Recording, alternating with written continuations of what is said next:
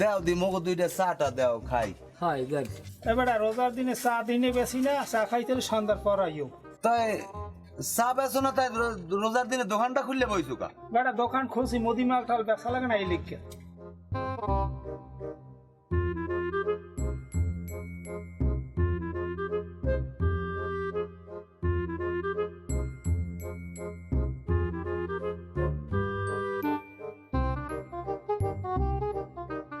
আসসালামু আলাইকুম।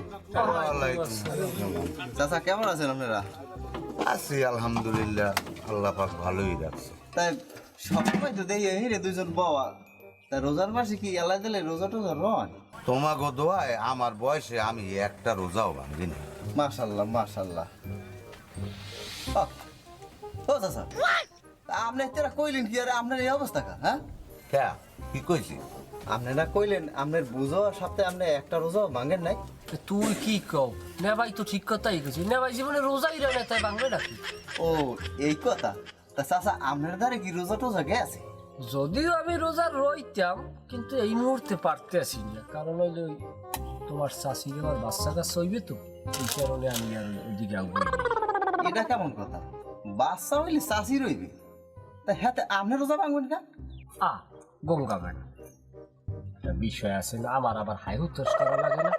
চাচা একটু কথা বলেন, আপনাকে দুইজনারই কই বয়স তো আল্লাহ দিলে কম হয় না, বাঁচবেন কয়দিন? আমি পরপরের চিন্তা একটু করেন, মাথার চুল তো দুইজনারই পাকছে। এবারে তোর কাম থাকলে তুই কামে যাবি, এত বড় দিন মানুষ বারে না খাই থাকতে।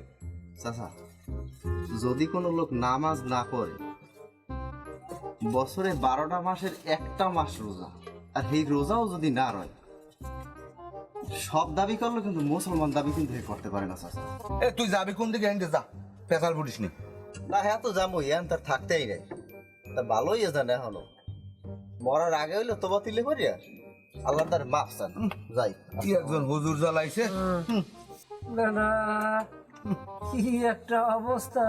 নামাজ রোজা না করলে মুসলমান ছুটি যাবে, এটা একটা আমাদের কথা। আমার 3.5 কেজি জায়গা মাসে ঠকাই খায়, হেইয়া ফিরে পামু, হেইয়ের পর নামাজ রোজা পড়বো, দামত বাইস। না খাইয়ে থাকে কেমনি? ওলাটা হে ফেরতে দিন ওই সেহরির টাইমে লেহার একটা উদ্যোগ জ্বালায়, বুঝলেন? এইবার ওই সেহরি খান তা মোরও কোনো সমস্যা নাই।